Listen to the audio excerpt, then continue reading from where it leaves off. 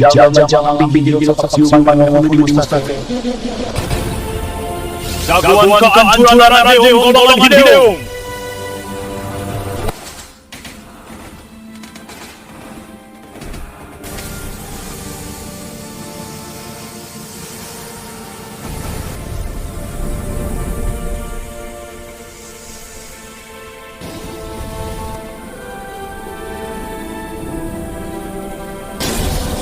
Rasakan hulu balang iblis ya.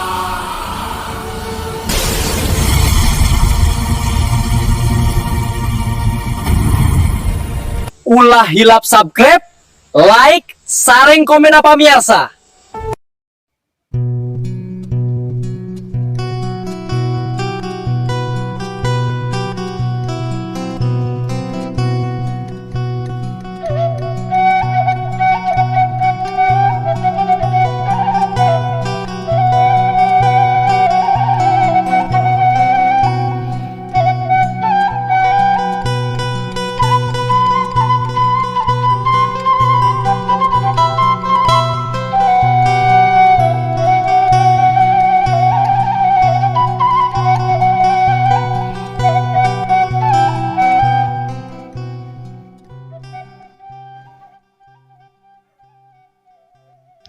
Assalamualaikum warahmatullahi wabarakatuh. Sampurasun mitra kaum dangu baraya tepas Sunda di mana bayayana.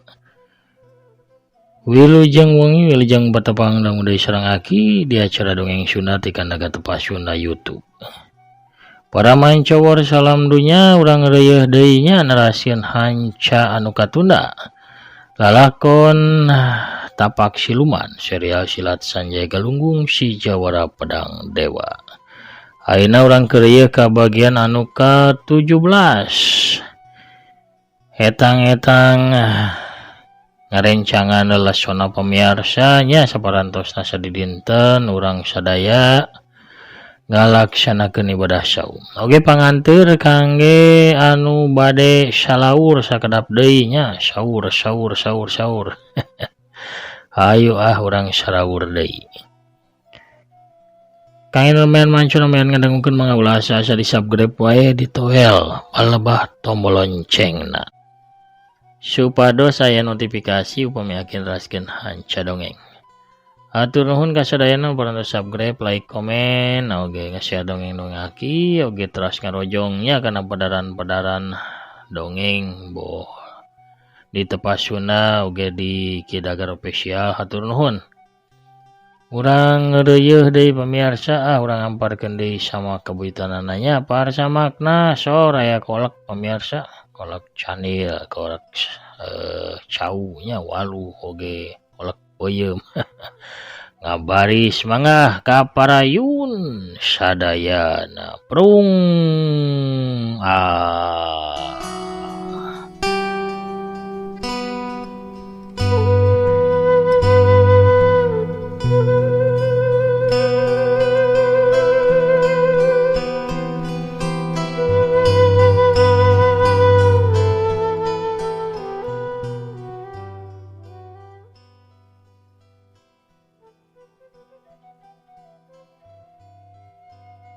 kawasan anu dicaritakeun ku Dewa Semprong Gerendeng Sanjaya.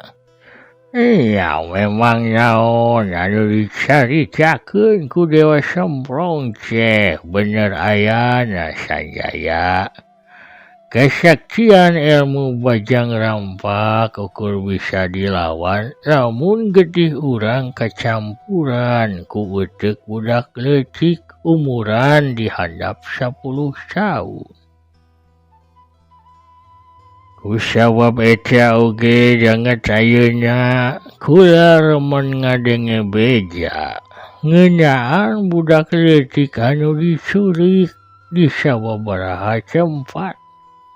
Eta teh kulancaran sababaraha cokoh anu apa rusiah ilmu bajang rampak hayang meunang ngantina eta ilmu. Ku jalan yang ngadahar uteuk budak leutik anu umurna di handap 10 tahun. Lamun diantep terus kawas kitu, sabaraha ribu budak anu bakal tiwas minangka tumbal atawa korban kasayagaan datangna ilmu bajang rampak. Aduh, muringkak abdi mah ngadangun yang cek kadal ginting bari ngabiri-gidig. Ah, dasar morangan sakitu bae ge mani muringkak. Cek menik ngengklokan.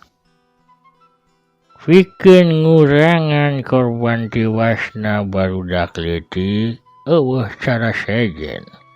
Salian singarawan sarta ngancurkeun ragana si tapak siluman. Sambung Resi Pakar Pantun deui. Dina hal ieu teh numutkeun para sesepuh dunya pasilatan. Ukur anjeun jalmana anu bisa nandingan si tapak siluman nu mibanda ilmu bajang rampak. Kusabab guru hidup sorangan apal. Lamun hidup teh mibanda jurus manggala anu bisa nyieun lawan hidup jadi lebu dina waktu nu sakieu. Kadenge menik nembalan. Tapi kaya nolong kieu mana bisa Kang Sanjaya ngarahkeun jurus manggalana ka awak si tapak siluman ki. Bisa-bisa ke nyasar ka awak aki deh. Ke malah aki nu jadi lebu kawas abu gosok paranti ngumbah wadah ning. Ieu mah budak lembut teh. Nemah wae mun aya kolotkeun nya dicace. Si Pakar Pantun rada nyorongot ka menik. Menik kalaka manyun tuluy nembal deui. Salah sorangan caritana deukeut wae budak leutik. Dasar budak bawel kokolot begog teh. Tapi geulis kan Ki, walon menik deui bari gayana cecentilan. Resi Pakar Pantun ngabalieur bari narik napas panjang sedengkeun Sanjaya jeung kadal ginting seserian bari tetep ngalengkah nuju ke arah Gunung Purwa.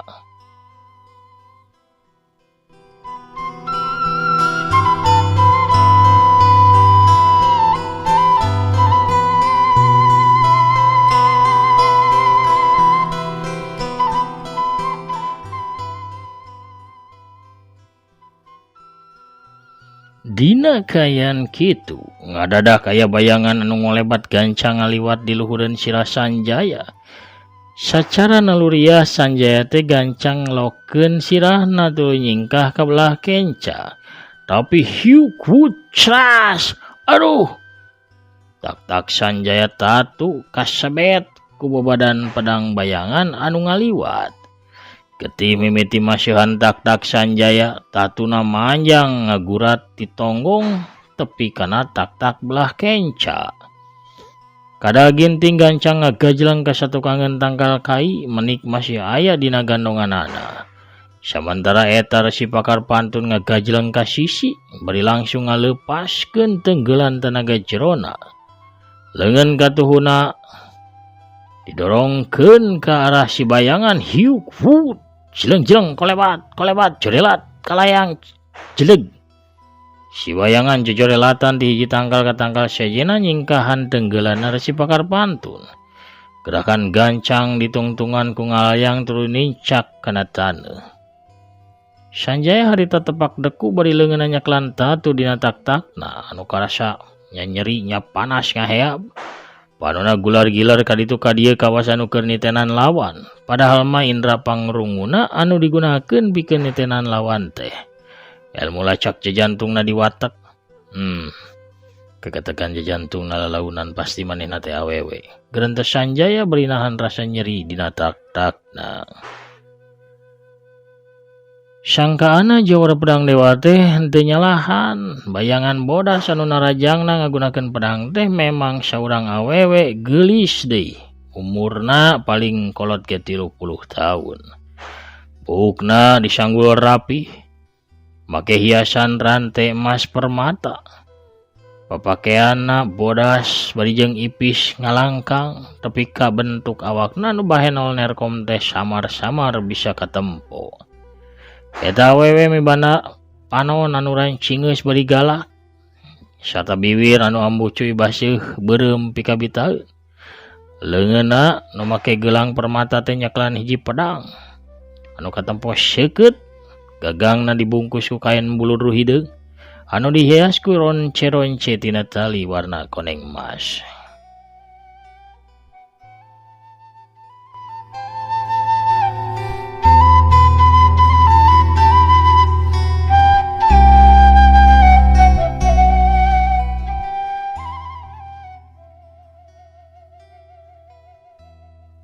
Siewe geulis teh teu nyarita sakecap ge, nyeun Sanjaya keru ngerasa heran. Galagatna siewe teh rek narajang deui ka Sanjaya ngagurakeun pedangna. Ku sabab eta, Resi Pakar Pantun gancang tampil ngahadang. Resi Pakar Pantun nangtung hareupeun Sanjaya bari nonggongan ka Sanjaya. Sabab manehna apal lamun Sanjaya hayang gancang ngubaran tatuna. Kadenge Resi Pakar Pantun nyarita dina lagam pantuna. Bawang ditumis pikeun ngangeun, mencit meri digoreng cekerna. Memang gelis rupa anjeun, ngan hanya ka goreng hacena. Si awewe ukur jebi sini sikapna nemongkeun rasa memusuhan. Anjeun si Nyai geulis kunyaon narajang jajaka kasep eta. Tanya Resi Pakar Pantun ka si awewe. Nyingkah anjeun aki-aki peot. Sentak si awewe bari muncereng ka Resi Pakar Pantun. Sedengkeun harita Sanjaya nyambut ku Jangrai emas pikeun ngubaran tatuna anu lumayan parna.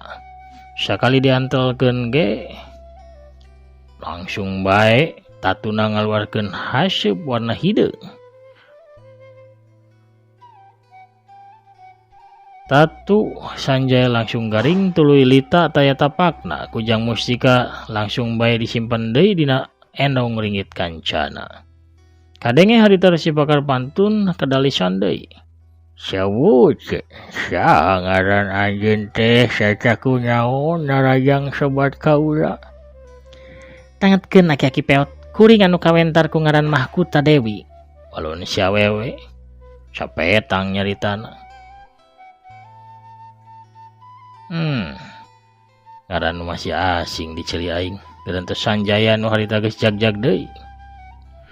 Resi Pakar Pantun kadenge tu manya deui. Mahkota Dewi nyawa iwung jeung lalabna, ngangeun tutut jeung cangkangna. Lamun ambek nyaon sababna, lamun hutang sabaraha gedena. Sameme Mahkota Dewi ngawalon kana pananyana Resi Pakar Pantun, Sanjaya leuwih ti heula nyarita. Asana urang teh teu pernah boga pasoalan naon Mahkota Dewi. Hate Mahkota Dewi sempet ngagerentos. Edan, pedang aing sakitu ngandung racun ganas tapi teu bisa ngelumpuhkeun manehna. Jejauheun ngabinasa mah. Asa gancang pisan manehna pulih deui. Hate ngagerentos kitu tapi bibir mah ngawalon kana ucapanna Sanjaya. Cek anjeun kitu soteh, tapi pikeun kuring mah anjeun jalma nu wajib ditungtut. Anjeun teh hayang nuntut naon ti diri kuring? Nyawa anjeun. Kunaon anjeun hayang nuntut nyawa kuring Mahkota Dewi? Tanya Sanjaya deui bari tetep tenang. Anjeun geus nandasa guru kuring. Kuring kudu malas pati ka anjeun. Anjeun kudu nebus nyawa guru kuring ku nyawa anjeun jalma sasab. Resi Pakar Pantun kerung banona neuteup ka Sanjaya pinuh ku rasa heran. Tarang Sanjaya mah leuwih kerung deui, manehna ngahulang. Sanjaya gancang tumanya deui samemeh Resi Pakar Pantun kedalisan. Saha guru anjeun teh Mahkota Dewi? Ulah api-api bodoh jalma biadab. Dipuncut pasir ditu. Tadi kuring nempo anjeun adu hareupan jeung guru kuring. Tapi sewaktu kuring nyamperkeun guru geus eueuh, anjeun oge ngaleungit. Teu jauh ti tempat tadi guru adu hareupan jeung anjeun, kuring manggihan layon guru dina kaayaan anu pikawateurkeun pisan. Anjeun memang manusia laknat anu pantas pikeun dihancurkeun. Hiat!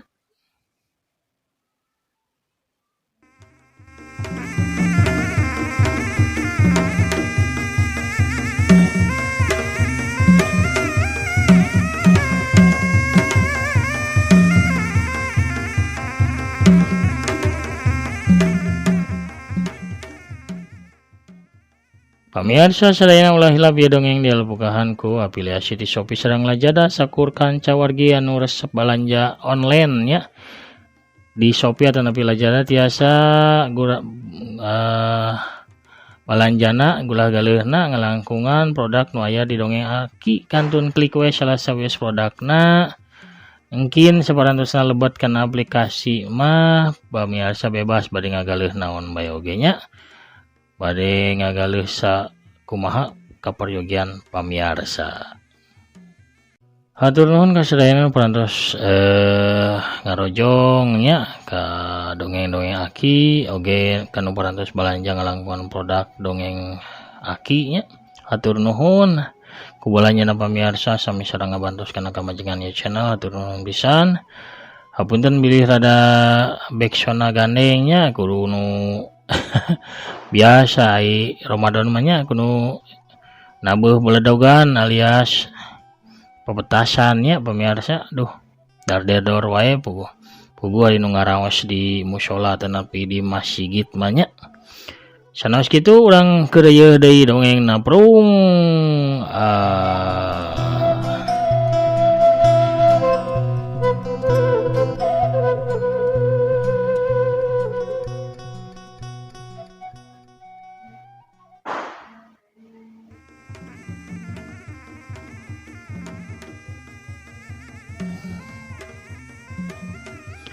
Ngadadak Mahkota Dewi ngahembatkeun pedangna ti luhur ka handap. Hiuk tina sabatan pedang eta ngablesat sinar beureum anu ngarah kana dadana jawara pedang dewa. Sanjaya teu bisa ningali ka eta sinar beureum tapi Resi Pakar Pantun jelas bisa nempo. Resi Pakar Pantun teh cicingeun gancang manehna ngagendakeun curugna anu geus diheuraskeun. Blesat aya sinar biru kaluar sagede sigi salak kablesat tina tungtung curug Resi Pakar Pantun. Wudes duar. Dua sinar teh akhirna teu meragan. Resi Pakar Pantun kadorong mundur 8 lengkah ka tukang awakna katempoyak-oyagan. Sedangkan Sanjaya maceleng ka tukang tuluy labuh gugulitikan. Mahkota Dewi teu miceun kasempetan. Nempo Sanjaya keur ngajongkeng manehna gancang ngagajleng bari langsung ngahembatkeun pedangna rek meulah sirahna jawara pedang dewa. Tapi Sanjaya bisa ngarasakeun lamun aya angin anu tarik nyamber kana sirahna. Sanjaya rikat ngagerelengkeun awakna ka belah kenca hiuk creb pedang jadi ngahancatan. Sanjaya gancang ngawangun gerakan buntut mau ngababuk tangkal pangleler ti lodaya leuweung sancang. Sukuna metang ngahembat ngajejak kana beteungna Mahkota Dewi hiu celebrod. Celeng kalayong kedebut Mahkota Dewi mah celeng dua tumak jauhna ka tukang. Tuluy labuh nang karak bengkang. Tapi si Wanoja gancang nangtung deui, Sanjaya gancang nyarita. Kuring teu nandasa guru anjeun Mahkota Dewi. Kuring ge teu apal saha ngaran guru anjeun. Nyai Sarampang Wilis, tembal Mahkota Dewi beri sorana semu ngagerem nahan perasaan dendamna. Sanjaya atuh ngagebeg ngadenge katerangan kitu teh. Saingat manehna mah Nyai Sarampang Wilis teh bieu can patilila ngudag tapak siluman. Lamun nyatana geuning Mahkota Dewi manggihan Nyai Sarampang Wilis geus jadi layon. Artina tapak siluman anu geus nandasa. Kitu kacenakan dina hate Sanjaya galunggung. Anjeun geus salah paham Mahkota Dewi. Kuring teu nandasa Nyai Sarampang Wilis. Tapi na ulah loba baceos ya. Bangsat laknat rasakeun hiat. Mahkota Dewi ngagajleng maju saibas dada bari ngahembatkeun pedangna narajang ka arah Sanjaya.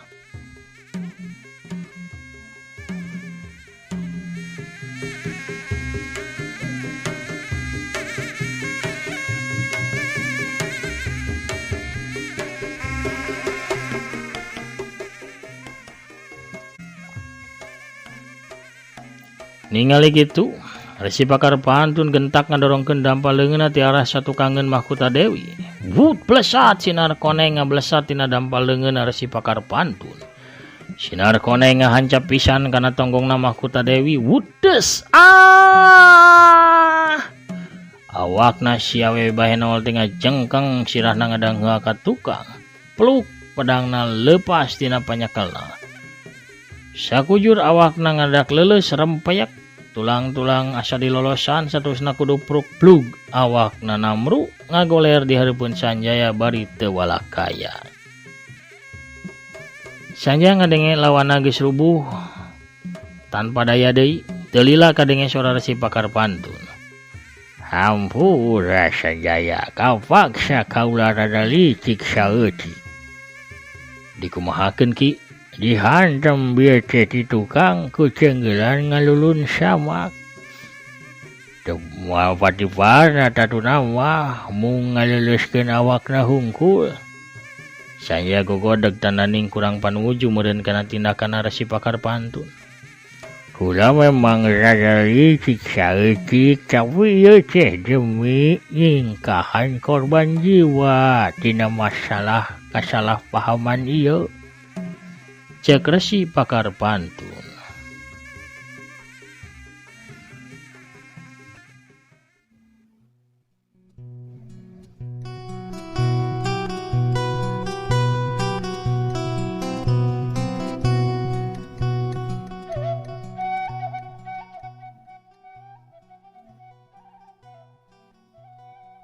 Mahkota Dewi kadenge humarurung menilaun humarurungna.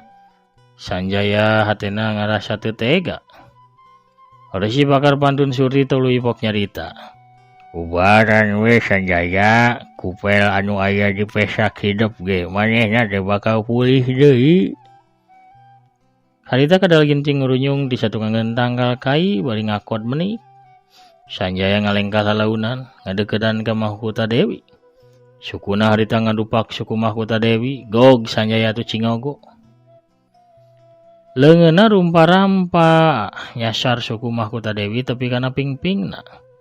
Kunaon kana kang usapan pingping batur Sanjaya, cek Resi Pakar Pantun. Tuda kuring teh keur neangan bibirna ki. Bibir mah hayana dina sirah, lain dina pingping. Aduh nyapan keur disasar ki da kuring mah ayeuna keur teu bisa nempo atuh. Heuh, naik dulu ka luhur. Leungeun Sanjaya ngarayap terus ka luhur. Geuning sirahna ieu teh aya 2 ki. Syukur Resi Pakar Pantun ngadupak cangkeng Sanjaya. Ih, lain sirah eta mah ih. Baehan wae kuring teh. Baehan. Mahkota Dewi sesentak bangunna mah ka Sanjaya tapi ku sabab keur leuleus pisan. Nu kaluar ukur gerendengan halon anu meh bae henteu kadenge. Gep atuh Sanjaya nyakel sirahna Mahkota Dewi. Urusan maehan anjeun mah babari pisan, tapi kuring hayang ngalempengkeun heula masalah kasalahpahaman anjeun. Leungeun Sanjaya ngarampaan bibirna Mahkota Dewi. Beuh mani ambu cuy endah kieu ya bibirna geuning. Sanjaya ngabatin dina jero hatena. Didoakeun ku uing mah Mahkota Dewi teh jadi buhaya. Sangkan leungeun Kang Sanjaya digegel, dicapluk tepi ka buntung. Cek menik kalah nyumpahan. Siana anjeun mah keuheuh pisannya nampo Sanjaya ngome bibir Mahkota Dewi teh. Cek ada ginting ngayehkeun. Uing mah teh resep kalalaki anu leungeunna bangor teh palit teu daek cicing. Oh kitu.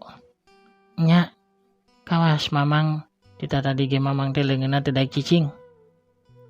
Mamang mah teu daek cicing ge pada sing sireumeun, jadi leungeunna kudu digerak-gerakeun sangkan sireumna bubar. Sanjaya harita ngaluarkeun carecet tina jero saku celanana. Di jero carecet bodas teh geuningan aya sababaraha ubar mangrupa pel warna hideung jeung warna bodas. Pel warna hideung ku Sanjaya teh diwewelkeun kana bahamna Mahkota Dewi. Naon ieu teh? Geuning kawas ti embe. Teureui we ubar eta teh. Sanggeus neureuy pel ubar ti Sanjaya, Mahkota Dewi teh lalaunan tenagana pulih. Jag-jag deui awakna teu leuleus kawas tadi sakedeung ge manehna geus bisa diu. Dina kayan kitu kolebat jorelat celeg Seorang bayangan beureum datang ke eta tempat, kabeh ngagebeg tuluy neuteup ke arah anu datang. Si oreng nu datang teh seorang awewe tengah tubuh di samping jangkung make kabaya beureum. Leungeun kencana ngelek boboko. Sedengkeun leungeun katuhuna nyaklan nyiru anu disuhun dina luhur sirahna. Hehe. Keunana naon eta teh urang riung mani teu puguhnya, mani teu aya mameuna, teu aya opieun, garing ieu mah ruang riung teh. Geraja-rajan heula ieu Abah tah karesep Abah Aki, Abah Resi ieu. Awug ibi tah nu amis raos kareut mantek dedeun pokona mah ka mana Bah Agus nya deuh nineung ka Bah Agus tukang ngaborong awug ka mana atuh nya. Tah ieu kukurawuna ieu sok di ieu di pareseran heula ieu sabaraha pincuk ewang geura meh jag-jag. Hehe deh. Pohara pamirsa. Kuno rajul lambi sarwiti urang cekapkeun heula atuh nya dongengna dugi ka dieu.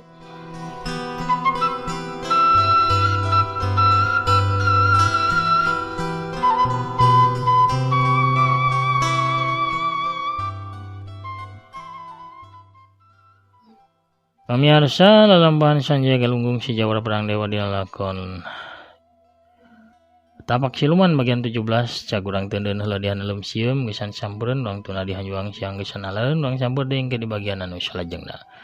Hatur nuhun pamirsa di mana bae ayeuna anu parantos satia ngarojong satia nya ngadangukeun ngadepong ngantosan dongeng Aki.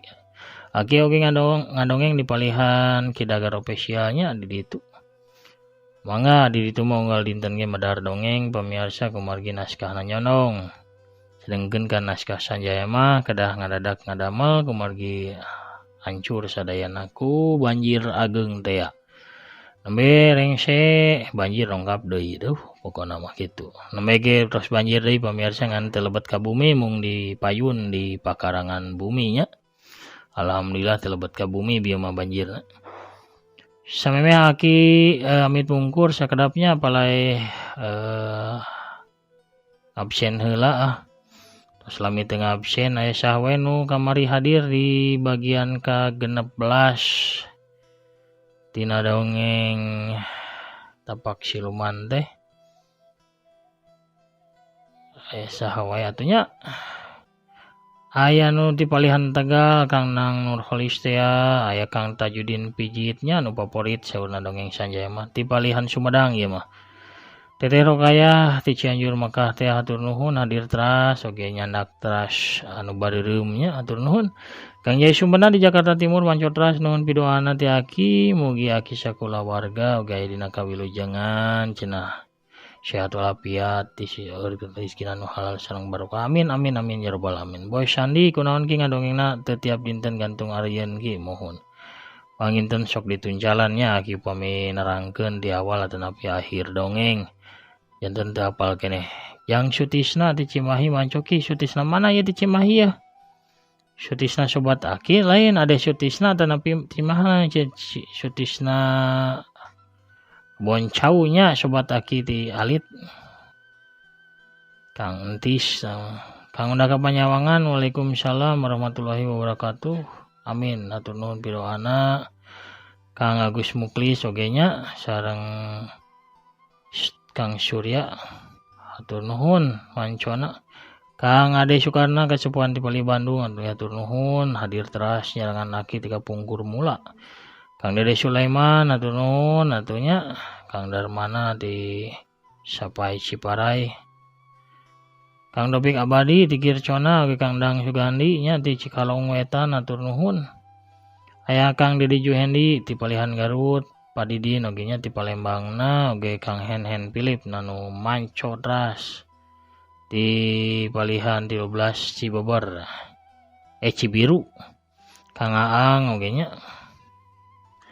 Jang Wel Incu Aki hadir teras oge Teh Yulina Belia di Palihan Tasikmalaya Teteh Tami Maliha manco manianti Ciamis. Kang Setiabudi Jawara Kopi Sakti nu manco di Palihan Tasikmalaya tutos lami Aki teh amangan ka Tasiknya. Teh Intan Ramadhani oge ti Garut. Kang Gusomandrin Norojol ti Garut oge sami Kang Prabu Arjuna nu ngabana sabon di Palihan Banjar. Teh Linda Imut anu ti Bandungna hatur nuhun manco Sanjaya teras saurna hatur nuhun atunya. kasadayana nu hadir teras nyarengan dongeng aki. Sakitu heula panginten pamiarsa nu kapihatur wengi ieu aki namit wungkur heula. Assalamualaikum warahmatullahi wabarakatuh. Permios cagah hanca.